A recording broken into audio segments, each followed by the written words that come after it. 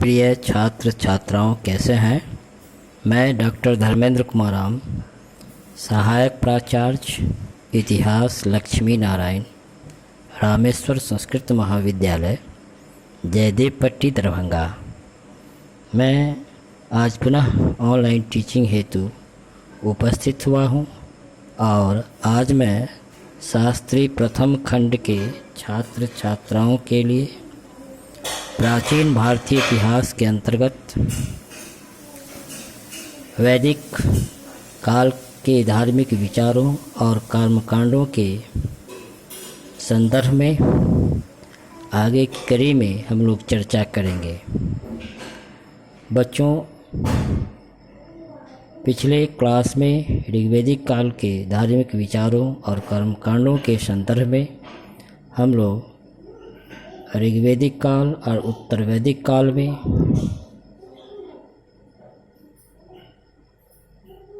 देवताओं की स्तुति पाठ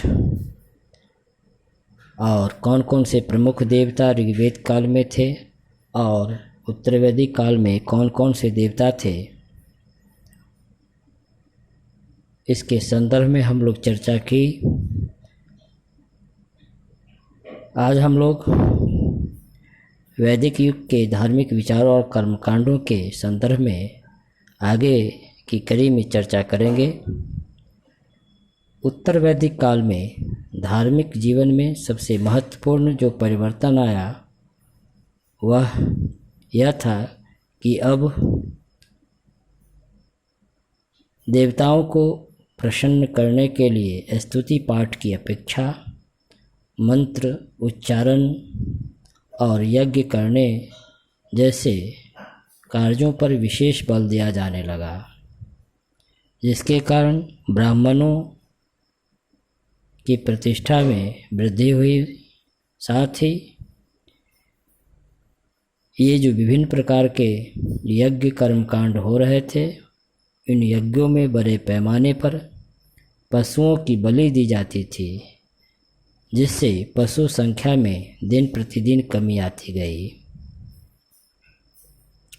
उत्तर वैदिक काल के धार्मिक जीवन की दूसरी जो प्रमुख विशेषता थी वह उपनिषदीय अद्वैत सिद्धांत के रूप में प्रकट हुई, जो ब्राह्मणों के कर्मकांड पर एक गहरा आघात थी।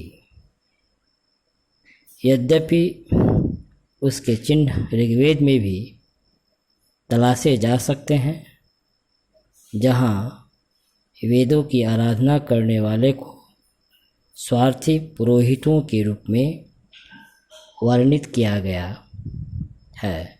उपनिषदीय विचारकों ने यज्ञ इत्यादि अनुष्ठानों को ऐसी कमज़ोर नौका बताया जिसके द्वारा भव सागर पार नहीं किया जा सकता था। उन्होंने इस उद्देश्य की पूर्ति हेतु ज्ञान मार्ग के सिद्धांत का प्रतिपादन किया और यह मत ब्रह्म में आत्मा के मध्य अद्वैत भाव का अनुभव कराता है। इस प्रकार यह कहा जा सकता है कि वैदिक युग का धार्मिक जीवन कबीलों की आवश्यकता अनुसार तथा प्राकृतिक शक्तियों द्वारा संचालित होता था। आवश्यकता अनुसार ही देवी देवताओं की उसके महत्व उसकी महत्ता को घटाई बढ़ाई जाती थी। धर्म के प्रभाव को व्यापक बनाने में ब्राह्मण वर्ग का विशेष योगदान था, जो अनप्रोडक्टिव अनुत्पादक होने के कारण विशेषाधिकार ये ब्राह्मण वर्ग खोना नहीं चाहता था। तो बच्चों, आज हम लोग वैदिक युग के धार्मिक विचारों और कर्मकांडों के विकास के संदर्भ में हम लोग चर्चा की। धन्यवाद।